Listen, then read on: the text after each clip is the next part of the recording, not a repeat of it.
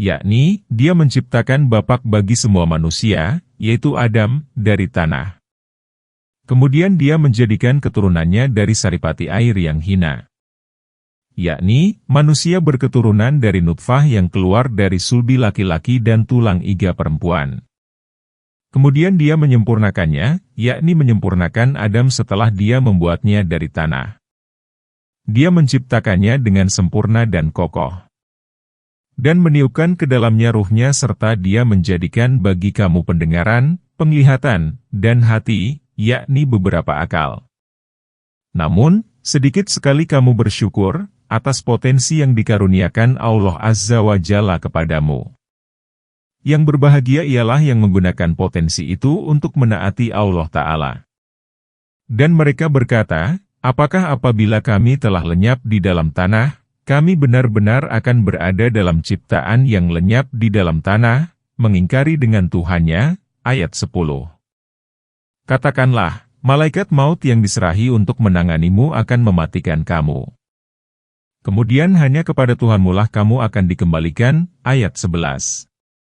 Allah Ta'ala memberitahukan ihwal kaum musyrik yang mengingkari hari kebangkitan sehingga mereka berkata, apakah apabila kami telah lenyap di dalam tanah, tubuh kami tercerai-berai, dan terpisah-pisah menjadi beberapa bagian, lalu lenyap, kami benar-benar akan berada dalam ciptaan yang baru.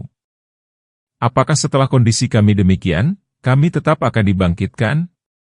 Mereka memandang mustahil karena dikaitkan dengan kemampuan mereka yang lemah, bukan dikaitkan kepada yang mengatakan kepada sesuatu, jadilah, maka ia pun menjadi.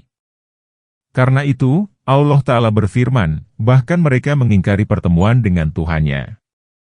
Kemudian Allah Ta'ala berfirman, katakanlah, malaikat maut yang diserahi untuk menanganimu akan mematikan kamu.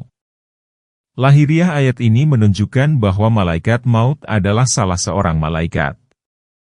Dan pemahaman ini pula yang segera ditangkap dari hadis Al-Barrah seperti telah dikemukakan dalam surah Ibrahim.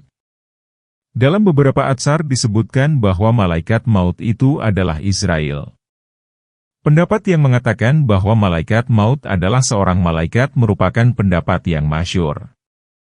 Pendapat ini dikemukakan oleh Qatadah dan para ulama lainnya. Malakul maut memiliki para pembantu. Dalam hadis dikemukakan bahwa para pembantunya itulah yang mencabut nyawa dari sekujur tubuh. Jika nyawa sudah sampai di tenggorokan, barulah diselesaikan oleh malaikat maut. Mujahid berkata, bumi dikerutkan bagi malaikat maut hingga menjadi seperti baskom. Dia dapat mengambil ruh dari sana bila Allah menghendaki. Keterangan senada diriwayatkan pula oleh Zuhair bin Muhammad dari Nabi secara mursal. Firman Allah Ta'ala, kemudian hanya kepada Tuhanmulah kamu akan dikembalikan, yaitu hari kembalimu dan kebangkitanmu dari kubur untuk menerima balasan. Dan sekiranya kamu melihat ketika orang-orang yang berdosa itu menundukkan kepalanya di hadapan Tuhannya, ya Tuhan kami telah melihat dan mendengar, maka kembalikanlah kami. Kami akan mengerjakan amal soleh. Sesungguhnya kami adalah orang-orang yang yakin, ayat 12. Dan kalau kami menghendaki, niscaya kami akan berikan kepada tiap-tiap jiwa petunjuknya. Namun, telah tetaplah perkataan dariku, sesungguhnya akan aku penuhi neraka jahanam itu dengan jin dan manusia bersama-sama, ayat 13. Maka rasakanlah olehmu disebabkan kamu melupakan pertemuan dengan harimu ini. Sesungguhnya kami telah melupakan kamu. Dan rasakanlah siksa yang kekal disebabkan apa yang selalu kamu kerjakan, ayat 14. Allah Ta'ala memberitahukan kondisi kaum musyrik pada hari kiamat dan ucapan mereka pada saat melihat ba'ats, hari kiamat, dengan nyata, sedang mereka berdiri di hadapan Allah Azza wa Jalla dalam keadaan terhina, rendah, dan menundukkan kepalanya karena malu. Pada saat itu mereka berkata, ya Tuhan kami telah melihat dan mendengar. Yakni, sekarang barulah kami mendengar dan menaati perintah-Mu. Demikian pula mereka mencela diri mereka sendiri pada saat memasuki neraka dengan mengatakan, andaikan dahulu kami mendengar dan memahami, niscaya kami tidak menjadi penghuni neraka. Sedang saat di hadapan Allah mereka berkata, "Ya Tuhan kami telah melihat dan mendengar, maka kembalikanlah kami ke negeri dunia, maka kami akan mengerjakan amal soleh. Sesungguhnya kami adalah orang-orang yang yakin. Kami benar-benar yakin bahwa janjimu adalah hak dan pertemuan dengan kamu juga hak." Allah mengetahui bahwa apabila Dia mengembalikan mereka ke dunia, niscaya mereka menjadi kaum kafir yang mendustakan ayat-ayat Allah dan menyalahi para rasul-Nya. Dan kalau kami menghendaki, niscaya kami akan berikan kepada tiap-tiap jiwa petunjuk-Nya. Namun, telah tetaplah perkataan dariku, sesungguhnya akan aku penuhi neraka jahanam itu dengan jin dan manusia bersama-sama. Jika kami berkehendak, niscaya kami paksa setiap diri supaya beroleh petunjuk, karena perintah kami kepada kebaikan. Sesungguhnya kami berkuasa untuk berbuat demikian. Namun, keputusan kami telah ditetapkan bahwa setiap individu harus memilih jalannya sendiri yang menuju kepada kebaikan maupun keburukan. Sebab mereka telah diberitahu tentang kejadian akhir orang-orang yang menaati perintahku dan orang-orang yang mendurhakainya, baik dari golongan jin maupun manusia. Barang siapa di antara mereka yang durhaka, maka akan memenuhi jahanam.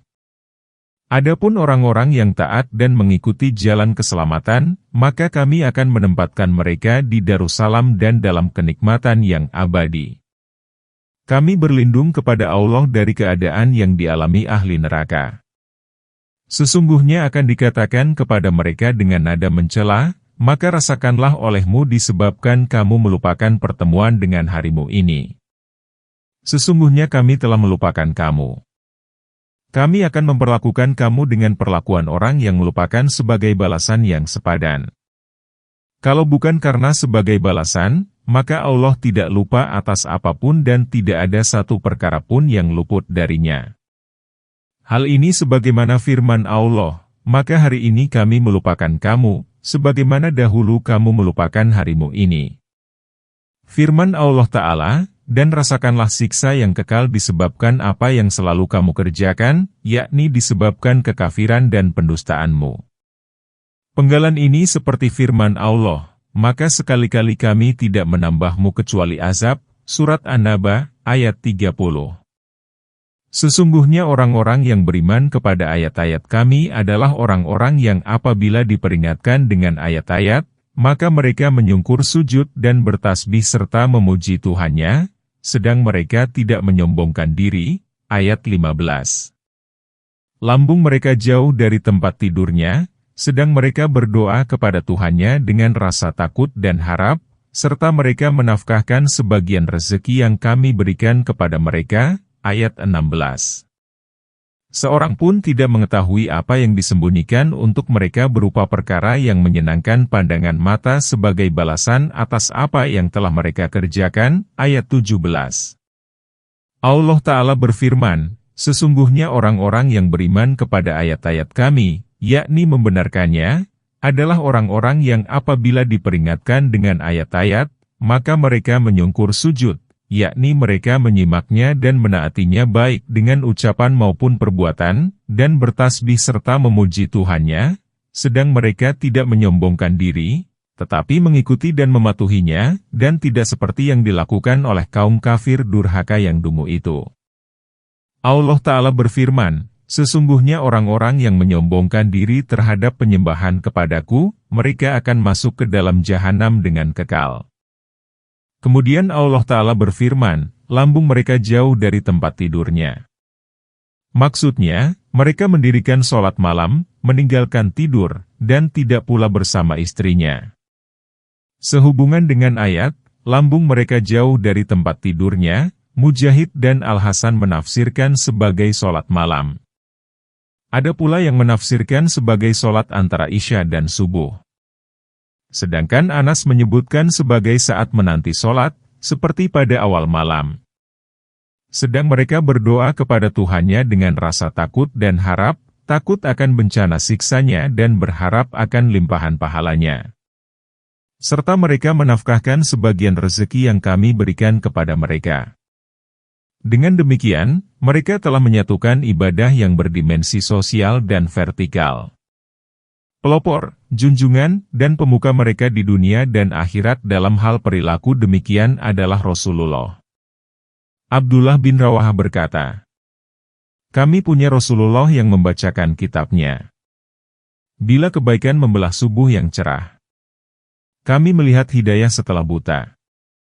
Hati kami yakin apa yang dia ucapkan jadi kenyataan. Dia bermalam tanpa berbaring di ranjang. Saat kaum musyrik terlelap tidur di pembaringan." Imam Ahmad meriwayatkan dari Ibnu Mas'ud, bahwa Nabi bersabda, "Tuhan kami kagum terhadap dua orang. Pertama, orang yang meninggalkan ranjang dan selimutnya di antara kecintaan dan istrinya untuk pergi sholat karena menginginkan apa yang ada di sisiku dan meminta belas kasihan dari azabku. Kedua, orang yang berperang di jalan Allah lalu pasukannya kalah. Dia menyadari bahwa dirinya harus kabur. Namun dia tidak boleh mundur. Kemudian dia maju hingga darahnya tumpah karena menginginkan apa yang ada di sisiku dan meminta belas kasihan dari azabku. Lalu Allah berfirman kepada para malaikat, lihatlah hambaku. Dia kembali ke medan perang karena menginginkan pahalaku dan takut akan azabku hingga dia rela menumpahkan darahnya." Hadis Ahmad. Firman Allah Ta'ala, "Seorang pun tidak mengetahui apa yang disembunyikan untuk mereka berupa perkara yang menyenangkan pandangan mata sebagai balasan atas apa yang telah mereka kerjakan. Tidak ada seorang pun yang mengetahui betapa besarnya kenikmatan abadi dan kelezatan yang tiada tara yang disembunyikan Allah untuk mereka di surga. Karena mereka menyembunyikan amalnya, maka Allah pun menyembunyikan pahala bagi mereka sebagai pembalasan yang setimpal. Sebab siapa yang menanam, dia akan menuai." Hasan Basri berkata, kaum itu telah menyembunyikan amalnya. Karena itu, Allah pun menyembunyikan bagi mereka imbalan yang belum pernah dilihat mata dan terbetik dalam benak manusia. Riwayat penafsiran ini dikemukakan oleh Ibnu Abi Hatim. Bukhari meriwayatkan dari Abu Hurairah bahwa Rasulullah bersabda, Allah Ta'ala berfirman, "Aku menyediakan bagi hamba-hambaku yang soleh sesuatu yang tidak pernah terlihat oleh mata, terdengar oleh telinga, dan terbetik dalam kalbu manusia." Hadis Bukhari dan Muslim.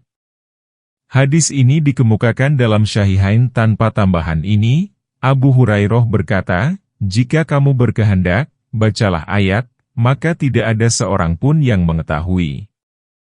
Maka apakah orang yang beriman itu seperti orang fasik? Mereka tidak sama, ayat 18. Adapun orang-orang yang beriman dan mengerjakan amal-amal soleh, maka bagi mereka surga-surga tempat kediaman dan persinggahan sebagai pahala terhadap apa yang telah mereka kerjakan, ayat 19. Adapun orang-orang yang fasik, maka tempat mereka adalah neraka. Setiap kali mereka hendak keluar darinya, mereka dikembalikan ke dalamnya dan dikatakan kepada mereka, "Rasakanlah siksa neraka yang dahulu kamu dustakan." Ayat 20. Dan sesungguhnya kami merasakan kepada mereka sebagian azab yang dekat sebelum azab yang lebih besar. Mudah-mudahan mereka kembali. Ayat 21. Dan siapakah yang lebih zalim daripada orang yang telah diperingatkan dengan ayat-ayat Tuhannya, kemudian dia berpaling darinya? Sesungguhnya kami akan memberikan pembalasan kepada orang-orang yang berdosa. Ayat 22. Allah Ta'ala memberitahukan keadilan dan kemurahannya bahwa Dia tidak menyamakan, di hadapan hukumnya pada hari kiamat, orang yang beriman kepada ayat-ayatnya dan mengikuti para rasulnya dengan orang yang fasik, yaitu orang yang keluar dari wilayah ketaatan kepada Tuhannya lagi mendustakan para rasulnya. Hal ini sebagaimana firman Allah Ta'ala, apakah orang-orang yang membuat kejahatan itu menyangka bahwa kami akan menjadikan mereka seperti orang-orang yang beriman dan mengerjakan amal yang soleh, yaitu sama antara kehidupan dan kematian mereka? Amat buruklah apa yang mereka sangka itu. Surat Al-Jatsiyah, ayat 21. Sedangkan dalam surah ini Allah Ta'ala berfirman, maka apakah orang yang beriman itu seperti orang fasik? Mereka tidak sama dalam pandangan Allah pada hari kiamat. Adha bin Yasar As-Sidi dan selainnya berkata, ayat tadi diturunkan berkenaan dengan Ali bin Abi Thalib dan Uqbah bin Abi Mu'ayth. Karena itu, ketentuan atas keduanya dibedakan. Maka Allah Ta'ala berfirman, adapun orang-orang yang beriman dan mengerjakan amal-amal soleh, yakni kalbunya membenarkan ayat-ayat Allah dan mengerjakan tuntunannya, yaitu beramal soleh, maka bagi mereka surga-surga tempat kediaman, yang di dalamnya terdapat tempat menetap dan kamar-kamar yang tinggi, dan persinggahan, yakni tempat bertamu dan bermahtamah, sebagai pahala terhadap apa yang telah mereka kerjakan. Adapun orang-orang yang fasik, yaitu mereka yang keluar dari ketaatan kepada Allah, maka tempat mereka adalah neraka. Setiap kali mereka hendak keluar darinya, mereka dikembalikan ke dalamnya. Al-Fudail bin Iyad berkata, demi Allah, saat itu tangan-tangan diikat, kaki dibelenggu, nyala api dikobarkan, dan para malaikat memukulinya, dan dikatakan kepada mereka, rasakanlah siksa neraka yang dahulu kamu dustakan. Ungkapan ini dikatakan kepada mereka dengan nada mencela dan mencerca. Firman Allah Ta'ala, dan sesungguhnya kami merasakan kepada mereka sebagian azab yang dekat sebelum azab yang lebih besar. Ibnu Abbas berkata, yakni berbagai musibah dunia, penyakit, bencana, dan apa yang ditimpakan Allah kepada penghuninya yang dimaksudkan untuk menguji hamba-hambanya agar mereka kembali kepadanya. Bukhari meriwayatkan dari Ibnu Mas'ud, pembunuhan dan penawanan yang menimpa mereka pada peristiwa Badar. Penafsiran yang sama dikemukakan pula oleh Malik dari Zaid bin Aslam. As-Sidi dan ulama lainnya berkata, tidak ada sebuah rumah pun di Mekah melainkan dirasuki kesedihan atas korban atau tawanan. Maka mereka ada yang mendapat musibah kematian atau kedukaan, atau kedua-duanya. Firman Allah Ta'ala, dan siapakah yang lebih zalim daripada orang yang telah diperingatkan dengan ayat-ayat Tuhannya, kemudian dia berpaling darinya? Tidak ada yang lebih zalim selain orang yang telah menerima penuturan ayat-ayat Allah, penjelasan, dan keterangannya, lalu dia mencampakkannya, mengingkarinya, berpaling darinya, dan melupakannya seolah-olah dia belum pernah mengenalnya. Karena itu, Allah mengancam orang yang berbuat demikian dengan, sesungguhnya kami akan memberikan pembalasan kepada orang-orang yang berdosa. Yakni, aku akan menyiksa orang yang berbuat demikian dengan siksa yang sangat keras. Dan sesungguhnya telah kami berikan kepada Musa Alkitab. Maka janganlah kamu ragu-ragu terhadap pertemuannya. Dan kami telah menjadikannya sebagai petunjuk bagi Bani Israel, ayat 23. Dan kami jadikan di antara mereka itu pemimpin-pemimpin yang memberi petunjuk dengan perintah kami ketika mereka bersabar. Mereka meyakini ayat-ayat kami, ayat 24. Sesungguhnya Tuhanmu, dialah yang memberikan keputusan di antara mereka pada hari kiamat tentang apa yang selalu mereka perselisihkan padanya, ayat 25. Allah Ta'ala memberitahukan ihwal hamba dan Rasul-Nya, Musa, bahwa dia telah memberinya Alkitab, yaitu Taurat. Firman Allah Ta'ala, maka janganlah kamu ragu-ragu terhadap pertemuannya, yakni pertemuan Musa dengan Tuhannya. Dan kami telah menjadikannya, yakni menjadikan kitab yang kami berikan kepada Musa berupa Taurat, sebagai petunjuk bagi Bani Israel. Hal ini sebagaimana firman Allah, dan kami telah memberi Musa Alkitab dan menjadikannya sebagai petunjuk bagi Bani Israel, kiranya, janganlah kamu mengambil pelindung selain aku. Firman Allah Ta'ala, dan kami jadikan di antara mereka itu pemimpin-pemimpin yang memberi petunjuk dengan perintah kami ketika mereka bersabar. Mereka meyakini ayat-ayat kami. Karena mereka bersabar dalam menjalankan perintah-perintah Allah dan dalam meninggalkan berbagai larangannya, membenarkan para Rasul-Nya, dan mengikuti apa yang dibawa oleh mereka, maka sebagian mereka menjadi pemimpin yang menunjukkan manusia kepada kebenaran dengan perintahnya, pemimpin yang menyeru kepada kebaikan, menyuruh kepada kema'rufan, dan melarang dari kemunkaran. Namun, setelah mereka mengganti, mengubah, dan menakwilkan, maka kedudukan itu dirampas dari mereka, lalu hati mereka menjadi keras. Mereka mengubah firman dari ketentuan pemakaiannya sehingga tiada lagi amal soleh dan keyakinan yang sahih. Karena itu, Allah Ta'ala berfirman, dan sesungguhnya kami telah memberi Bani Israel Alkitab, karena mereka berpegang kepada pokok persoalan dan menjadi para pemimpin. Firman Allah Ta'ala, sesungguhnya Tuhanmu, Dialah yang memberikan keputusan di antara mereka pada hari kiamat tentang apa yang selalu mereka perselisihkan padanya, baik yang berkenaan dengan keyakinan maupun pengamalan. Dan apakah tidak menjadi petunjuk bagi mereka, berapa banyak umat sebelum mereka yang telah kami binasakan sedang mereka sendiri berjalan di tempat-tempat kediaman mereka itu. Sesungguhnya pada yang demikian itu terdapat tanda-tanda kekuasaan. Maka apakah mereka tidak mendengar? Ayat 26.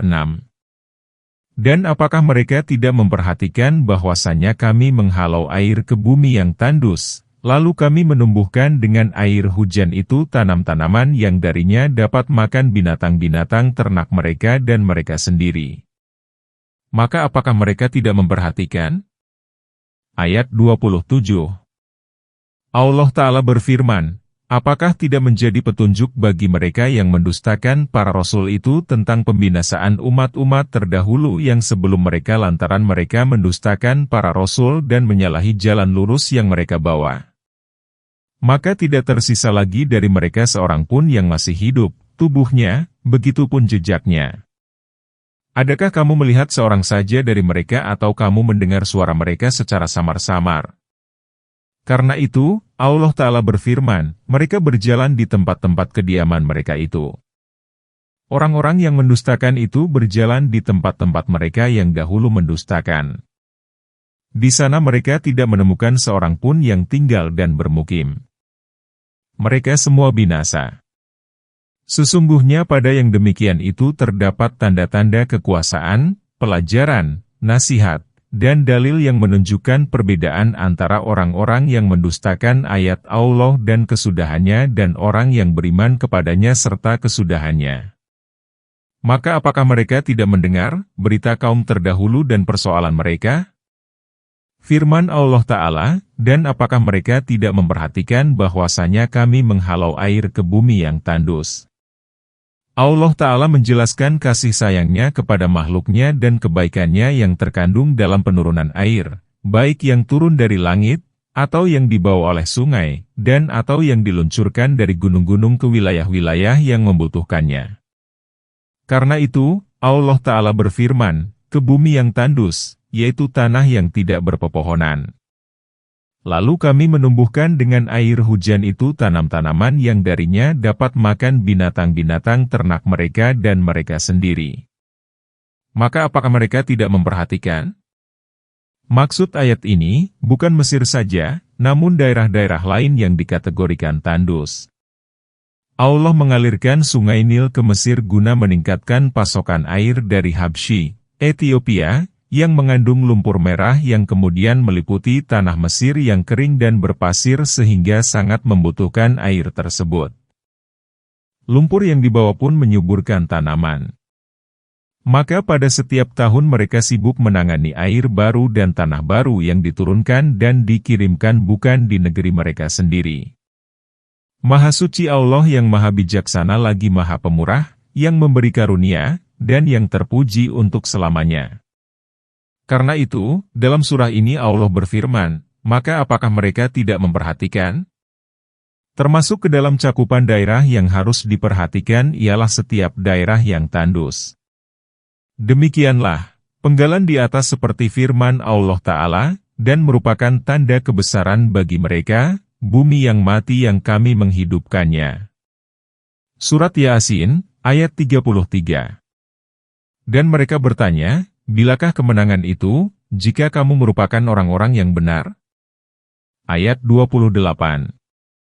Katakanlah, pada hari kemenangan itu tidak berguna bagi orang-orang kafir iman mereka dan tidak pula mereka diberi tangguh. Ayat 29.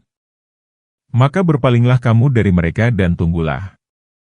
Sesungguhnya mereka pun menunggu. Ayat 30. Allah Ta'ala memberitahukan ihwal kaum kafir yang meminta disegerakan penimpaan azab Allah, siksanya, dan hukumannya atas mereka. Permintaan itu menunjukkan pendustaan, pengingkaran, dan pernyataan kemustahilan. Dan mereka bertanya, bilakah kemenangan itu? Yakni, kapankah kamu mendapat kemenangan atas kami, seperti katamu, hai Muhammad? Tidaklah kami melihat kamu dan para sahabatmu melainkan sebagai kaum yang bersembunyi ketakutan lagi terhina. Allah Ta'ala berfirman, katakanlah, pada hari kemenangan itu, yaitu pada saat siksa Allah, murkanya, dan kemarahannya menimpa kamu di dunia dan akhirat, maka, tidak berguna bagi orang-orang kafir iman mereka dan tidak pula mereka diberi tangguh. Barang siapa yang menafsirkan Al-Fat dalam ayat ini sebagai Futuh Mekah, maka dia telah melakukan kesalahan fatal dan menyimpang jauh, karena peristiwa Futuh Mekah ditandai oleh penerimaan Nabi atas keislaman non-Muslim yang jumlahnya hampir 2.000 orang. Jika dimaksud Al-Fat di sini ialah Futuh Mekah, niscaya beliau tidak akan menerima keislaman mereka, karena Allah berfirman, katakanlah, pada hari kemenangan, tidaklah berguna keimanan orang-orang kafir, dan tidak pula mereka diberi tangguh. Namun, yang dimaksud Al-Fat dalam ayat ini ialah hari penetapan keputusan, sebagaimana firman Allah Ta'ala, katakanlah, Tuhan kami akan mengumpulkan kita, kemudian Dia memutuskan persoalan antar kita dengan hak. Allah Ta'ala berfirman, maka berpalinglah kamu dari mereka dan tunggulah. Sesungguhnya mereka pun menunggu. Berpalinglah dari kaum musyrik itu, sampaikanlah kepada mereka apa yang datang dari Tuhanmu, dan tunggulah. Sesungguhnya Allah Ta'ala akan memenuhi apa yang telah dijanjikannya kepadamu dan akan menolongmu dalam mengalahkan orang yang menyalahimu. Sesungguhnya Dia tidak pernah mengingkari janji. Firman Allah, sesungguhnya mereka pun menunggu. Yakni, kamu menunggu dan mereka pun menunggu dan mengintip wilayah sekitar. Kamu akan melihat buah kesabaranmu dalam menghadapi mereka dan mereka pun akan menemukan getah kekafirannya berupa bencana siksa Allah dan penimpaan azabnya. Cukuplah bagi kami Allah. Dialah sebaik-baik pelindung. Demikianlah ringkasan surah As-Sajadah. Kepunyaan Allah lah segala puja dan karunia. Surah ke-33, Al-Ahzab. Surah Madaniyah ada 73 ayat, diturunkan setelah surah Ali Imran. Dengan nama Allah yang Maha Pemurah dan Maha Pengasih. Hai Nabi, bertakwalah kepada Allah dan janganlah menaati kaum kafir dan kaum munafik. Sesungguhnya Allah adalah Maha Mengetahui lagi Maha Bijaksana, ayat 1. Dan ikutilah apa yang diwahyukan Tuhanmu kepadamu.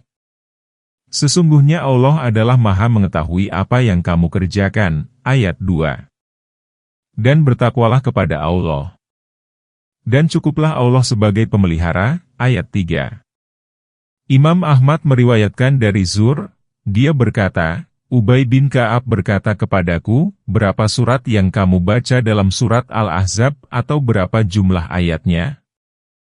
Aku menjawab, 773 ayat. Ubay menjawab, cukup. Aku pun memandang demikian. Surahnya itu seimbang dengan surat Al-Baqarah. Kami membaca di dalamnya bahwa apabila kakek-kakek dan nenek-nenek berzina maka rajamlah keduanya sebagai siksaan dari Allah. Allah Maha Perkasa lagi Maha Bijaksana, hadis Ahmad. Hadis ini pun diriwayatkan oleh Nasai dari arah lain. Hadis ini menuntut adanya ayat seperti itu dalam surah Al-Ahzab. Kemudian lafal dan hukumnya dihapus. Wallahu alam. Firman Allah Ta'ala, hai Nabi, bertakwalah kepada Allah. Penggalan ini merupakan peringatan dari pihak yang tinggi derajatnya kepada yang rendah. Jika kepada hamba dan Rasulnya saja dia menyuruh bertakwa, apalagi kepada manusia selainnya. Firman Allah, dan janganlah menaati kaum kafir dan kaum munafik. Jangan dengarkan mereka dan jangan meminta saran kepada mereka. Sesungguhnya Allah adalah Maha Mengetahui lagi Maha Bijaksana. Allah lah yang lebih berhak diikuti dan ditaati perintah-perintahnya, karena Dia Maha mengetahui akibat segala persoalan dan Maha bijaksana dalam segala perbuatan dan perkataannya. Karena itu, Dia berfirman, dan ikutilah apa yang diwahyukan Tuhanmu kepadamu, berupa Al-Quran dan As-Sunnah. Sesungguhnya Allah adalah Maha mengetahui apa yang kamu kerjakan. Tidak ada satu kesamaran pun yang tersamar baginya. Dan bertakwalah kepada Allah dalam segala perilaku dan urusanmu. Dan cukuplah Allah sebagai pemelihara. Cukuplah Dia sebagai pemelihara bagi orang yang bertawakal dan kembali kepadanya.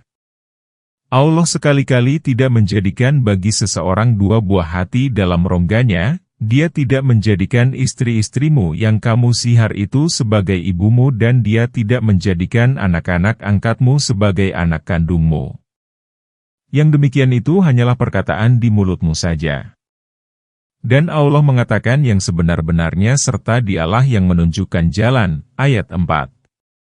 Panggillah mereka dengan nama bapak-bapak mereka. Itulah yang lebih adil pada sisi Allah.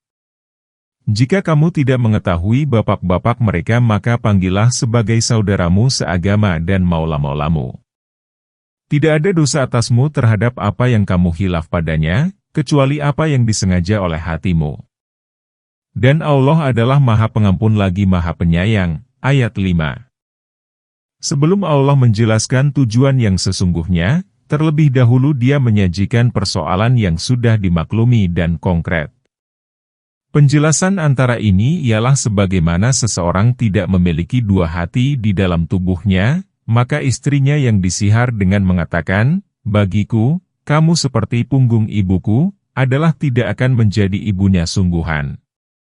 Demikian pula anak pungut yang dipanggil, anakku, tidak akan menjadi anak sungguhan.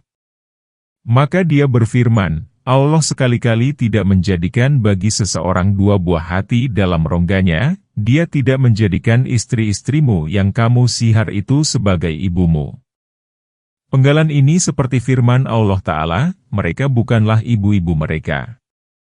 Ibu mereka adalah orang-orang yang melahirkan mereka. Firman Allah Ta'ala, dan Dia tidak menjadikan anak-anak angkatmu sebagai anak kandungmu. Yang demikian itu hanyalah perkataan di mulutmu saja. Inilah topik yang hendak disampaikan, sebab ayat ini diturunkan berkenaan dengan Zaid bin Haritsah budak Nabi. Sebelum beliau menjadi Nabi, beliau mengangkat Zaid sebagai anak. Karena itu, dia dinamai Zaid bin Muhammad. Kemudian Allah memutuskan ikatan dan pertalian ini dengan firman-Nya, dan Dia tidak menjadikan anak-anak angkatmu sebagai anak kandungmu. Penggalan ini sebagaimana firman Allah, Muhammad itu sekali-kali bukanlah bapak dari seorang laki-laki di antara kamu. Namun, dia adalah Rasulullah dan penutup nabi-nabi. Allah adalah mengetahui segala sesuatu. Surat Al-Ahzab, ayat 40. Selanjutnya di sini Allah berfirman, yang demikian itu hanyalah perkataan di mulutmu saja. Panggilanmu atas mereka sebagai anak tidak memastikan keberadaannya sebagai anak hakiki sebab anak itu diciptakan dari sulbi orang lain. Seperti halnya keberadaan dua kalbu dalam tubuh seseorang sebagai hal yang mustahil, demikian pula seorang anak mustahil memiliki dua ayah. Dan Allah mengatakan yang sebenar-benarnya serta Dialah yang menunjukkan jalan. Al-Had ditafsirkan oleh Said bin Jubair sebagai adil. Dan Qatadah menafsirkan As-Sabil sebagai jalan yang lurus. Sehubungan dengan firman Allah, Allah sekali-kali tidak menjadikan bagi seseorang dua hati dalam rongganya. Abdur Razak berkata, Muammar menceritakan kepada kami dari Az-Zuhadis riwayati, dia berkata, kami menerima informasi bahwa ayat itu berkenaan dengan Zaid bin Haritsah. Dan Az-Zuhadis riwayati memisalkan Zaid dengan mengatakan bahwa anak orang lain bukanlah anakmu. Firman Allah Ta'ala, panggillah mereka dengan nama bapak-bapak mereka. Itulah yang lebih adil pada sisi Allah.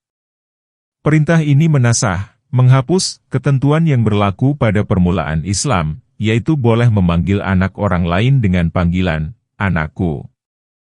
Kemudian Allah memerintahkan agar anak-anak itu dikaitkan kepada bapak mereka sendiri.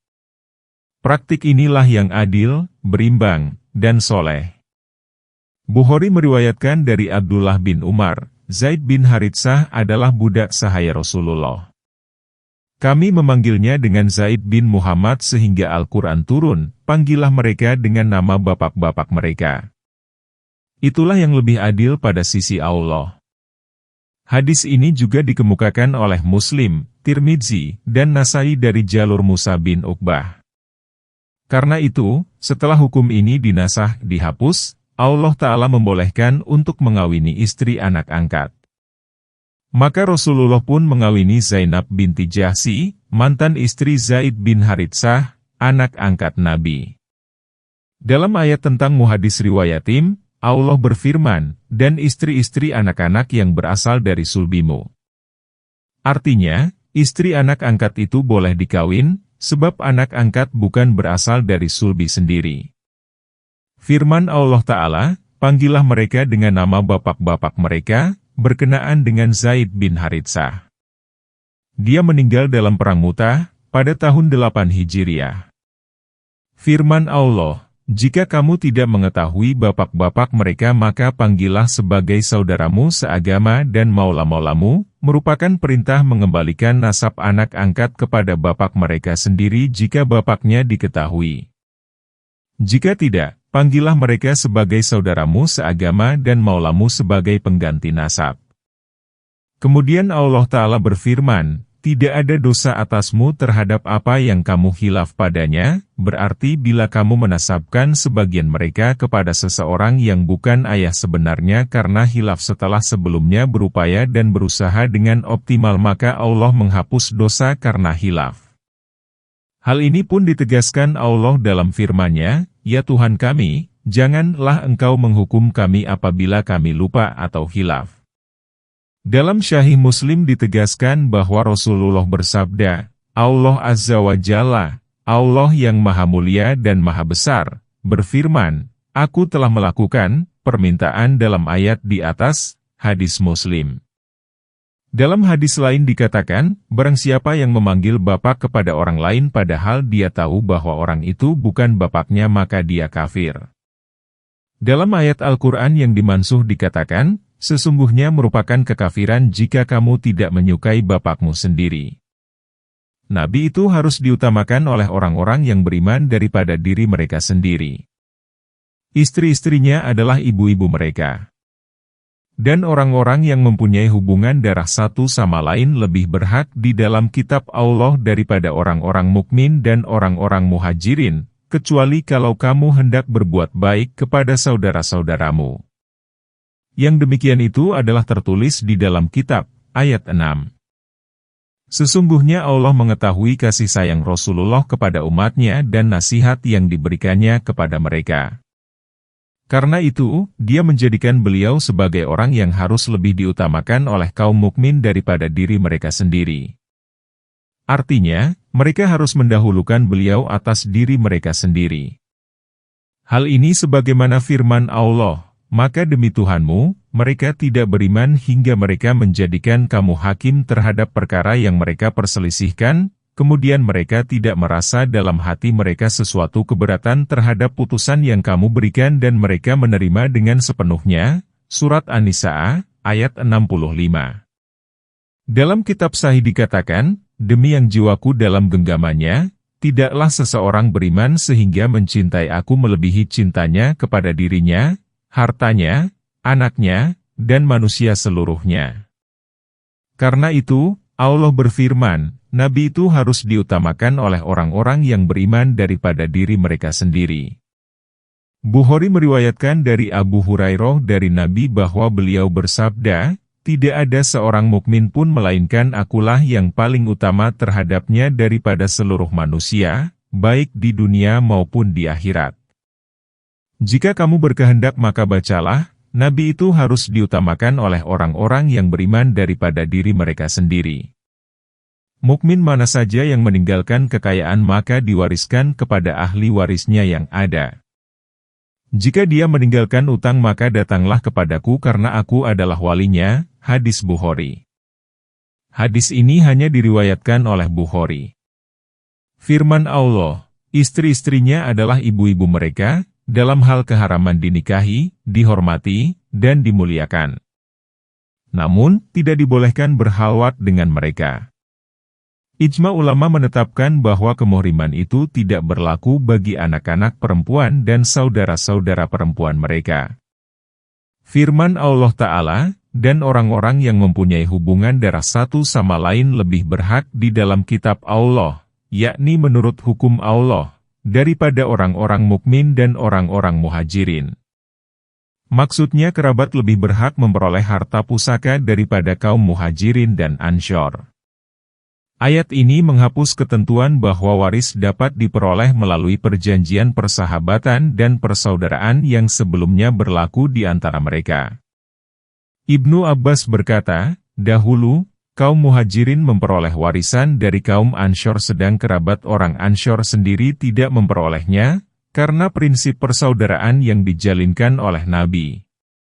Pernyataan ini pun dikemukakan oleh banyak ulama, baik ulama salaf maupun halaf. Ibnu Abi Hatim meriwayatkan dari Zubair bin Al-Awam, dia berkata, Allah telah menurunkan ayat yang berkenaan dengan kami, terutama kaum Quraisy dan Ansyar. Ayat itu ialah, dan orang-orang yang mempunyai hubungan darah satu sama lain lebih berhak dalam kitab Allah. Ketika kami, kaum Quraisy, tiba di Madinah tanpa membawa kekayaan, kami mendapati kaum Ansyar sebagai orang-orang yang sangat familiar. Lalu kami dipersaudarakan dengan mereka dan kami pun memperoleh harta pusaka dari mereka. Abu Bakar dipersaudarakan dengan Harijah bin Zaid, Umar dipersaudarakan dengan si Fulan, Utsman dipersaudarakan dengan seseorang dari Bani Zuraik ibnu Sa'ad Az-Zarqa, dan sebagian manusia menyapa yang lainnya sebagai saudara.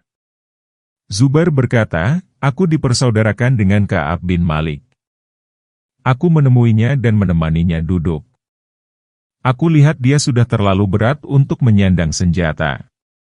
Dia bersumpah bahwa bila pada suatu hari dia mati maka akulah satu-satunya yang menjadi ahli warisnya.